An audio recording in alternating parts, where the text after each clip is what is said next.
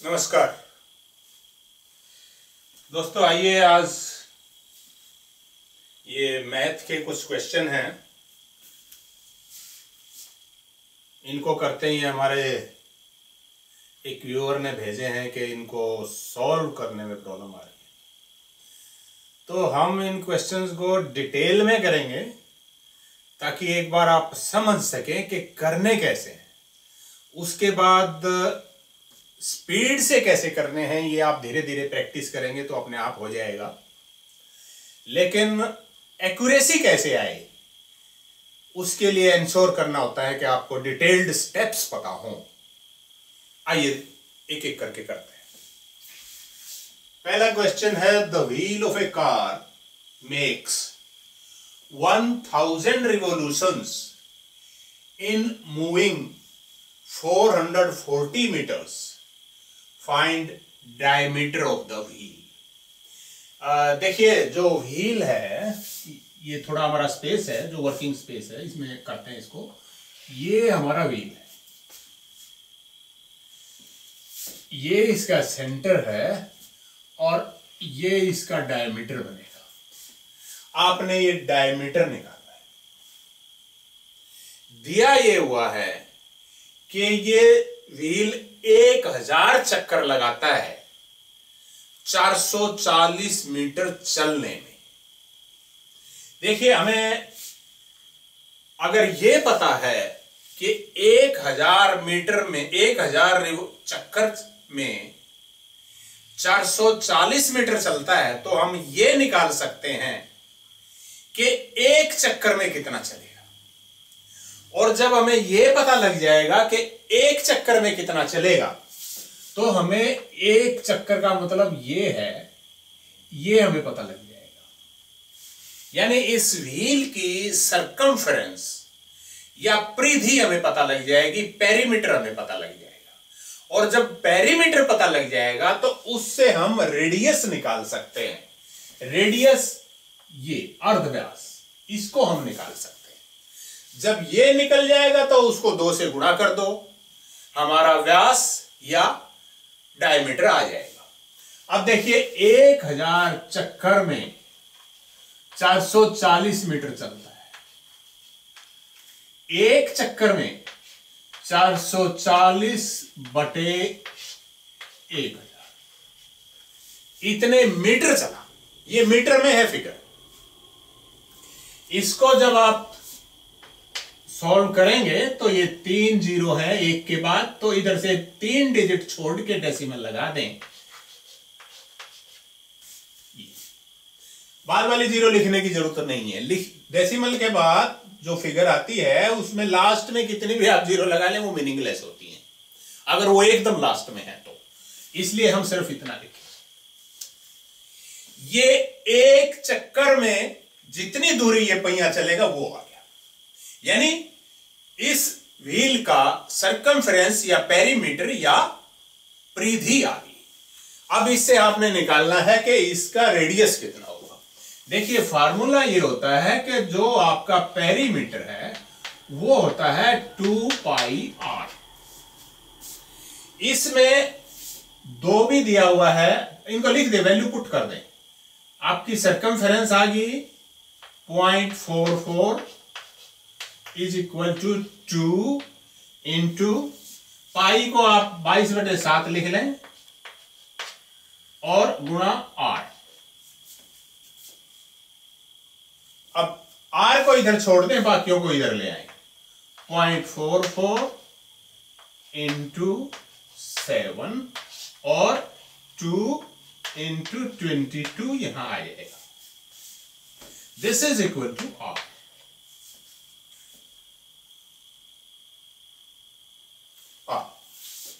देखिए, ये 44.44 है। अगर हम इसको हटाएंगे तो नीचे 100 लिख देंगे ताकि हमारे लिए सॉल्व करना आसान हो जाए। अब ये 44 आ गया, इसको इससे डिवाइड किया 2 आया और 2 को इससे डिवाइड किया 1 ईच। अब हमारा बच गया 7 और नीचे 100, यानी 0.07 ये हमारा रेडियस आ गया। डायमीटर निकालना है, इसको 2 से गुणा कर दें। जब आप इसको 2 से गुणा करेंगे तो 0.14 मीटर, ये आपका आंसर आ गया। अब इस पे बाकी आप क्वेश्चन करेंगे, अच्छी प्रैक्टिस हो जाएगी तो इसको बहुत जल्दी करने लगेंगे। नेक्स्ट,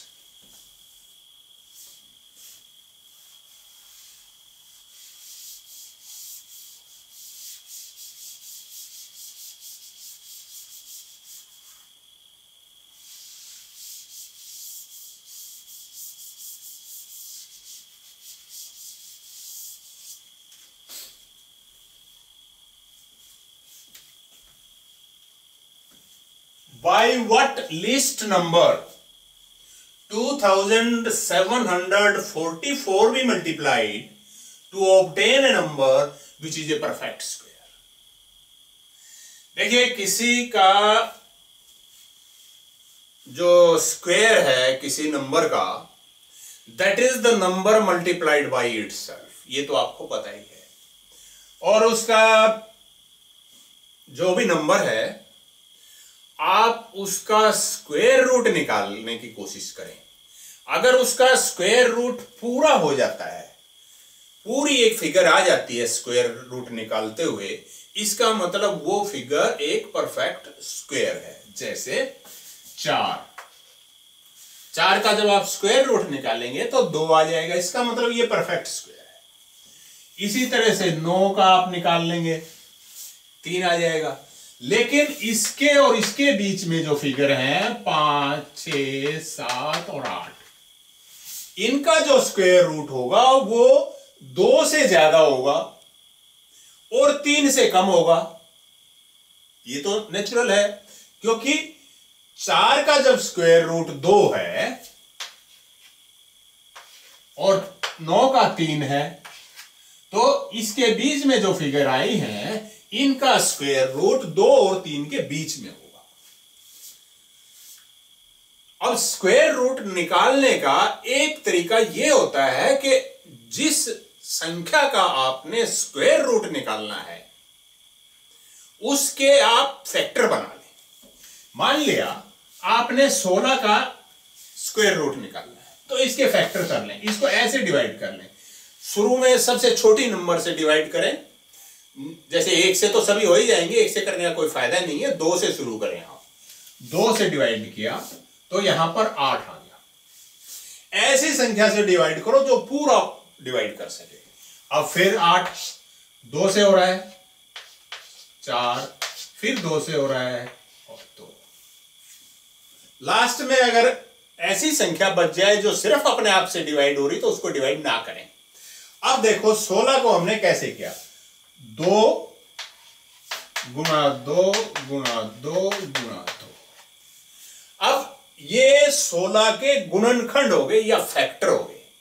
इनके पेयर आप बना लें 2 2 के। एक पेयर ये बन गया, एक पेयर ये बन गया। अब 2 में से एक ले लें, 2 गुणा 2 और 4, ये 16 का स्क्वायर रूट आ गया। इस तरह से अब आप ये कोशिश करें कि जो फिगर दी हुई है उसके आप स्क्वायर रूट निकालें इस तरीके से। फिर आपको पता लग जाएगा कि पेयर बनाते हुए किस संख्या की कमी रहेगी। अगर उस संख्या से फिर हम गुणा कर देंगे तो हमें उस पेयर बनाने वाली संख्या बन जाएगी, यानी वो संख्या मिल जाएगी जिससे अगर उसको गुणा करेंगे तो वो पूरा पेयर बन जाएगा। जैसे 2744 आपको संख्या दी हुई है, इसको 2 से भाग करें, ये आ गया। फिर इसको 2 से भाग करें, ये आ गया। फिर इसको 2 से भाग करें,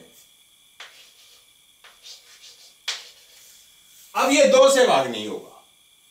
3 से देखें, 3 से भी नहीं हो रहा है। 4 से देखें, नहीं होगा। 2 से नहीं हुआ तो 4 से कहां होगा। 5 से करें, 5 से नहीं होगा क्योंकि लास्ट में ना 0 है ना 5 है। 6 से भी नहीं होगा क्योंकि 2 से नहीं हुआ। 7 से देखें, हाँ 7 से हो रहा है।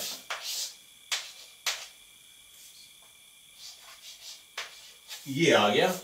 अब ये फिर 7 से हो जाएगा। अब हमें रुकना होगा क्योंकि ये 7 सिर्फ 7 से ही भाग हो रहा है। अब देखिए पेयर कैसे बने, ये एक बना, उसके बाद ये नहीं है, एक तो 2 को डिवाइड करने वाला, यानी हमें ऐसा एक और 2 चाहिए ताकि ये 2 2 के पेयर पूरे बन जाए। ये 7 का हो गया, एक ये 7 बच गया, एक ये 2 बच गया, जिनके पेयर नहीं है, पूरा पेयर नहीं है। यानी एक हमें 2 चाहिए, एक हमें 7 चाहिए, 7 और 7 दूनी 14। तो 14 एक ऐसी संख्या है जिससे हम अगर इसको गुणा कर दें तो इन खंडों की माला में हमें एक 2 मिल जाएगा, एक 7 मिल जाएगा और पूरे पेयर हमारे पास होंगे। यानी यह संख्या एक पूरा वर्ग होगी, ऐसी संख्या होगी जिसका ठीक ठीक वर्गमूल निकल सकता है। तो हमारा आंसर, हमारा क्वेश्चन था कि किस संख्या से गुणा करें, तो वो संख्या 14 है, छोटी से छोटी। बड़ी से बड़ी तो एक 14 और ले लो, बड़ी से बड़ी तो बहुत हो जाएंगी, या 4 और ले लो, कोई भी बड़ी से बड़ी का तो कोई अंत है नहीं।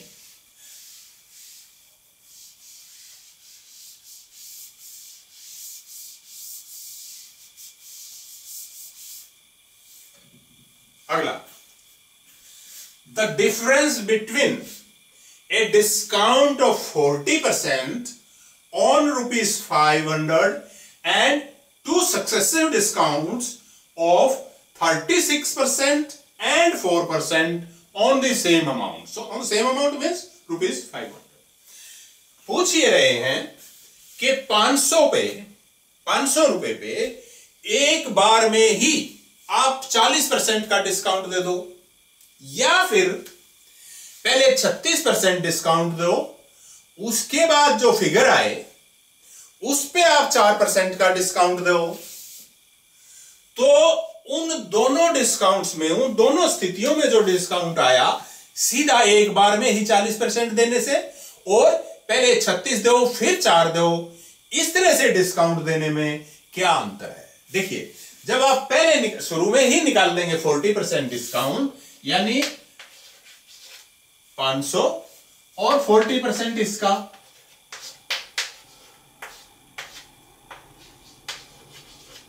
₹200। ये रुपीस था तो रुपीस ही माने आप, ये आया डिस्काउंट। इतना डिस्काउंट हुआ सीधा देने से।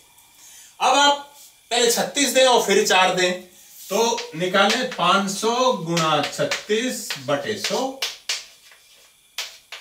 और 36 5 180 आई थिंक। ये डिस्काउंट आया, डिस्काउंट नंबर 1, जबकि 2 सक्सेसिव डिस्काउंट देने हैं। जब आप ये डिस्काउंट दे चुके 500 में से, तो आपकी जो संख्या बच जाती है वो बच जाती है 320। अब इस पे आपने देना है 4% डिस्काउंट, गुणा 4 बटे 100। ये कट गया, ये कट गया।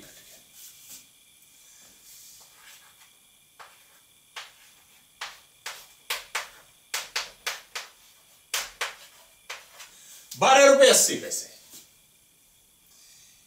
ये 180 था, ये 12.80 है, यानी 192.80 हो गया, और उसमें 200 आया था, यानी ₹7.20 का फर्क है।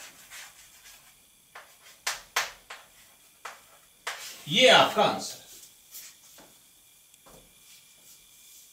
आप भी करके देख लें, तरीका मैंने बता दिया, हो सकता है इधर गुणा भाग में छोटी मोटी गलती हो गई हो, बट तरीका ये है।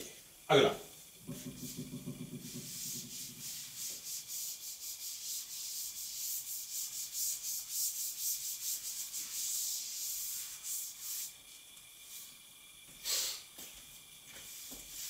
ये ज्योमेट्री से रिलेटेड है, कुछ मेंसुरेशन से या मेजरमेंट से।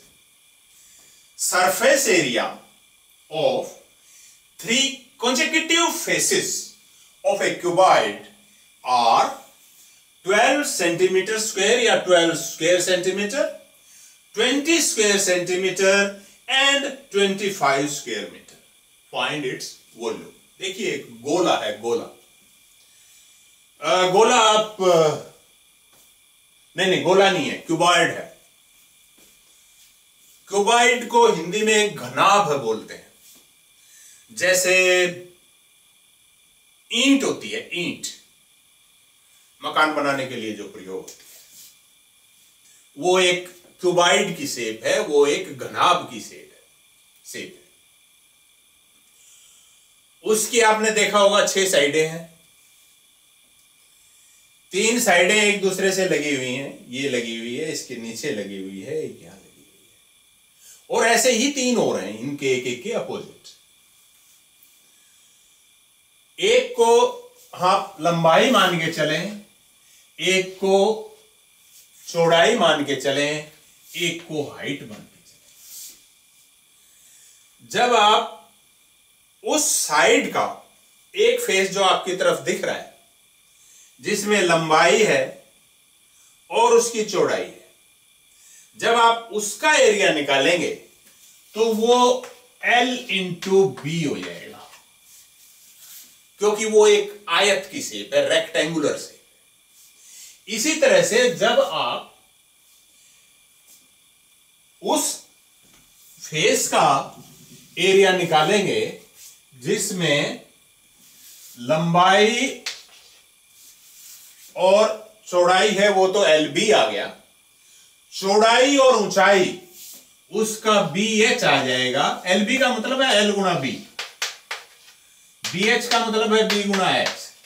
ये मैं गुणा बीच में ऐसे ही नहीं लिख रहा हूं बस। और जिसमें हाइट और लेंथ है उसका LH हो जाएगा, या HL कर लें।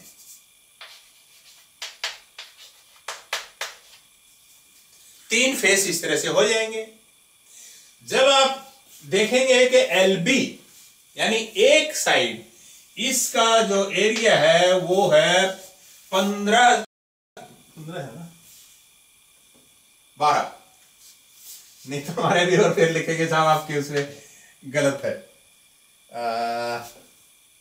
12, यस, 12 स्क्वायर सेंटीमीटर।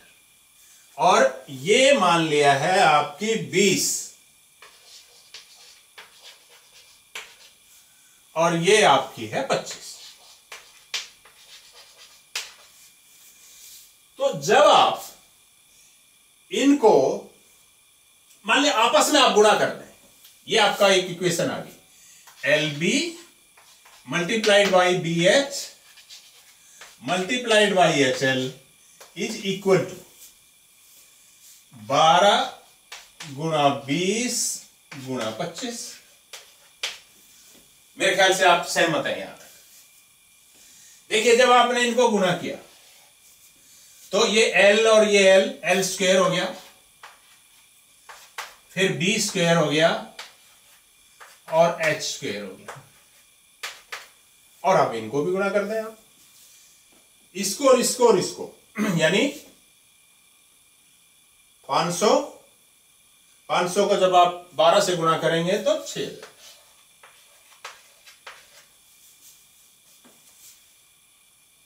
अब आप इसका स्क्वायर रूट ले दें। स्क्वायर रूट इसलिए लिया क्योंकि हमने अल्टीमेटली इस फिगर पे पहुंचना है। ये वॉल्यूम होता है क्यूबाइड का। किसी क्यूबाइड का अगर आपको वॉल्यूम निकालना हो तो लंबाई गुणा चौड़ाई गुणा हाइट करते हैं तो उसका वॉल्यूम निकल आता है। तो आपने L into B into H इस पे जाना है। आपके पास आ गया है L square B square H square. अब इसका अगर आप स्क्वायर रूट निकाल देंगे तो ये आ जाएगा, यानी L B H is equal to इसका स्क्वायर रूट। ये आपकी फिगर आ गई, ये आंसर आ गया। अब अगर ये 6000 की बजाय कोई ऐसी फिगर होता जो एक परफेक्ट स्क्वायर होता तो हम यहां पर अभी स्क्वायर रूट निकाल लेते, नहीं तो इसका स्क्वायर रूट निकाल लीजिए, आंसर आ जाएगा। That's all.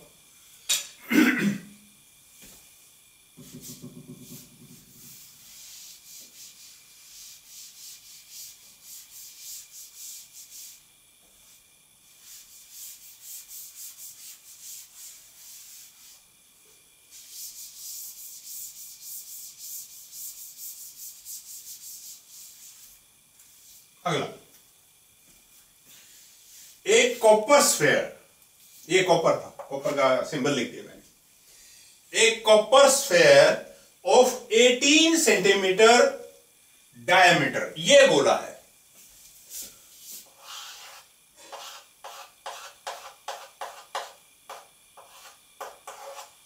ये गोला है, इसका जो डायमीटर है वो 18 सेंटीमीटर है।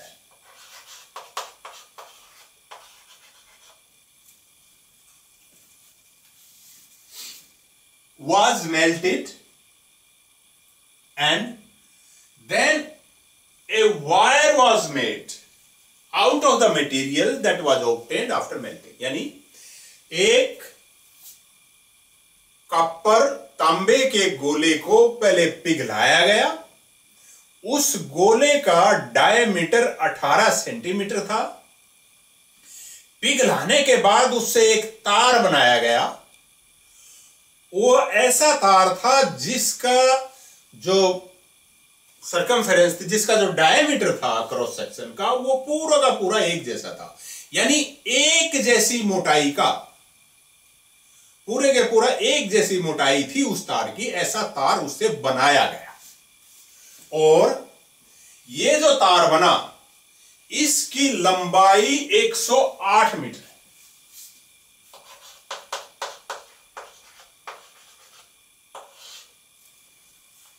हमें उस तार की, वो जो तांबे का तार बना है, उसका क्या निकालना है? डायमीटर निकालना है। यानी ये स्फेयर का था, ds लिख लो इसको, और आपने dw निकालना है। देखिए साहब, हमें पहले यह निकालना होगा कि उस गोले में कितना मटेरियल है। यानी उस गोले का पहले आपको वॉल्यूम निकालना है, और जितना वॉल्यूम उस गोले का है उतना ही वॉल्यूम उस तार का मानना है आपने। वेस्टेज कुछ नहीं हुआ है, पूरा का पूरा यूज किया है। और जो तार है, आप अगर माइन्यूटली देखेंगे तो तार कुछ ऐसी शेप का है।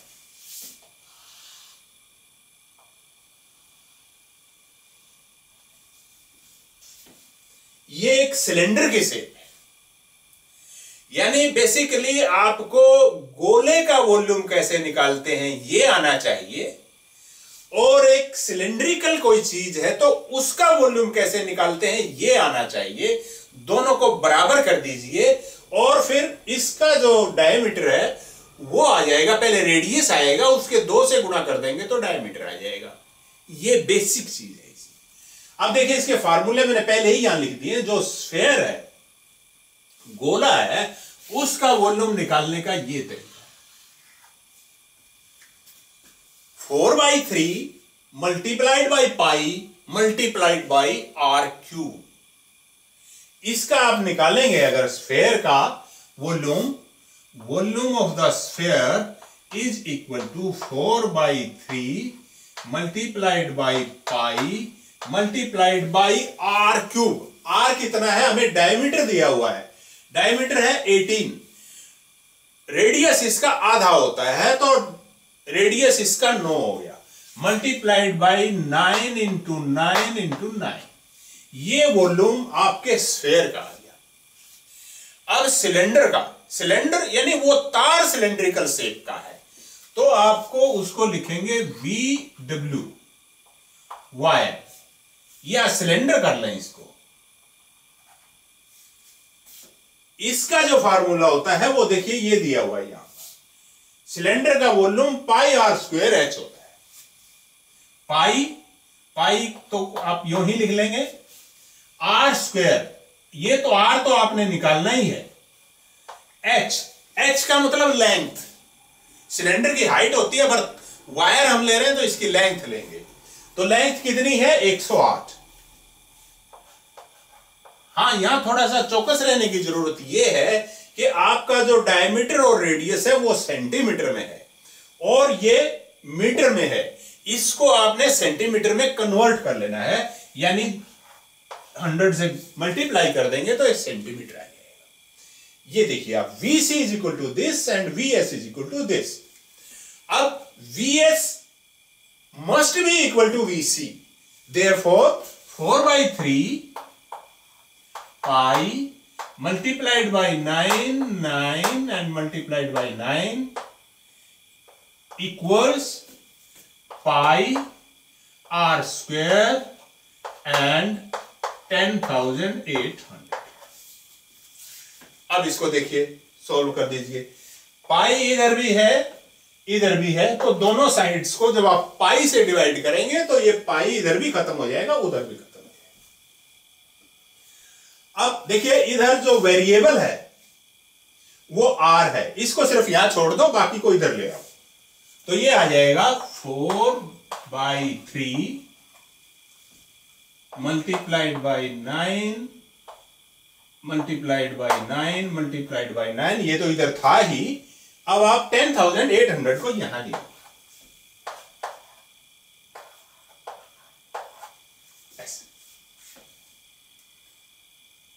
बेसिकली आपने दोनों साइड्स को इज इक्वल टू की दोनों जो साइड्स हैं उनको 10,800 से डिवाइड किया है।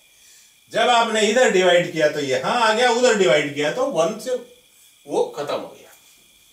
This is equal to r square. अब आप इसको अगर सॉल्व कर दें तो ये r स्क्वायर आ गया। अब सॉल्व करने में बहुत टाइम लगेगा, आप कर लीजिएगा। इसको सॉल्व करने के बाद जो संख्या आएगी वो रेडियस का स्क्वायर है, फिर आप उसका स्क्वायर रूट निकाल दें, या मैं इसको सॉल्व कर ही देता हूं। देखिए, ये कट गया, इससे करिए 9 से ये आ गया, इसको करिए ये आ गया, इसको करिए ये आ गया। अब कितना बच गया? ऊपर एक 9 बच गया, तो 9/100 ये आ गया r स्क्वायर। r आ जाएगा इसका 9/100 का स्क्वायर रूट, और ये हो जाएगा ऊपर 3 आ जाएगा और नीचे आ जाएगा 10, यानी 0.3।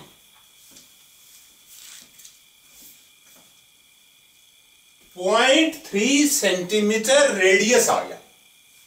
आपने निकालना है डायमीटर, तो इसको 2 से गुणा कर दें, ये आ जाएगा 0.6 सेंटीमीटर। ये आपका आंसर आ गया। ऐसा मेरी कैलकुलेशन के हिसाब से तरीका ठीक है। कहीं कैलकुलेशन में इधर उधर कुछ हो गया हो तो आप ठीक कर लीजिएगा। अगला,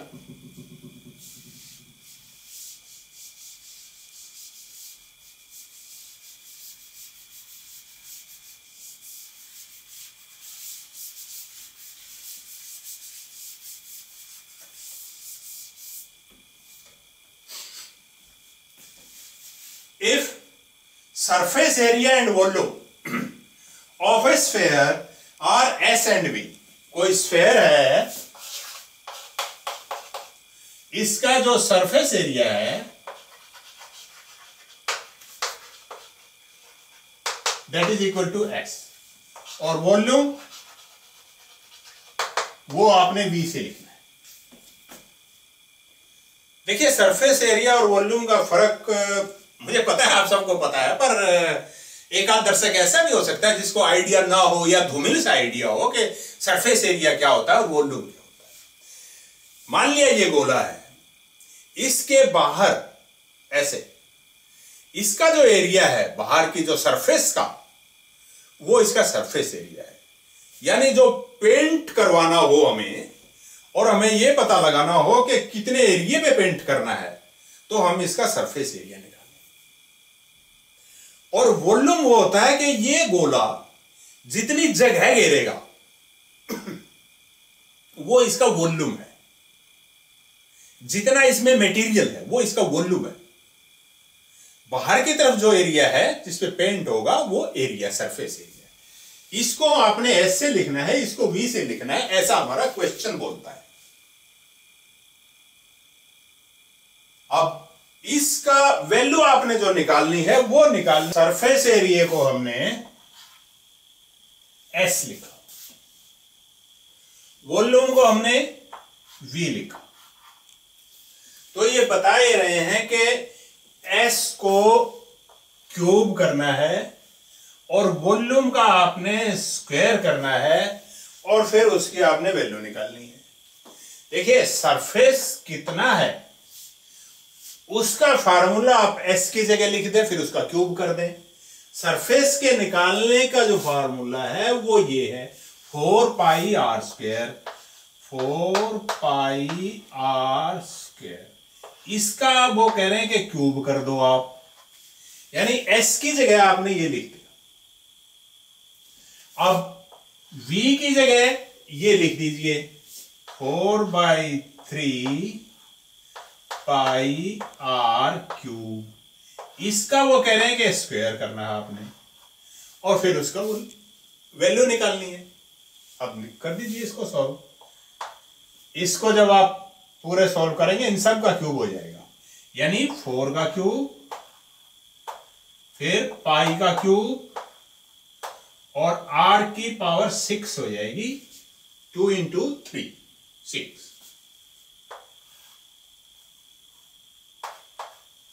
अब नीचे वाले में 4/3 का स्क्वायर, यानी 4 का स्क्वायर डिवाइडेड बाई 3 का स्क्वायर मल्टीप्लाइड बाई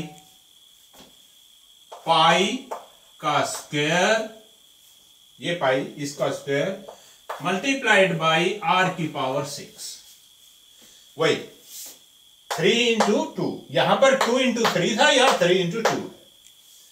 अब आप इसको जब सॉल्व करेंगे तो ये तो न्यूट्रलाइज हो गया।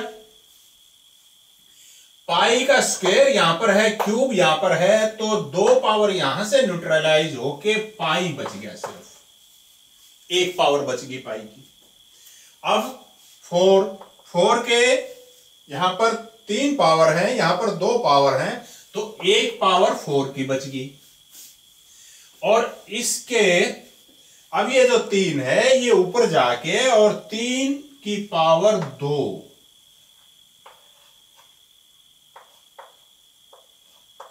ये आपका आ गया, यानी पाई 3 का स्क्वायर 9 और 4 36। 9 और 4 का मतलब 9 + 4 नहीं, 9 × 4। तो ये 36 पाई, ये आपका आंसर आ गया इसमें, ये इसकी वैल्यू आ गई। तो मैं उम्मीद करता हूं कि ये कुछ हेल्पफुल लगी होगी। बताइएगा कैसी लगी, और फिर ऐसे ही कभी कभी मिलते रहेंगे। Thank you, bye bye.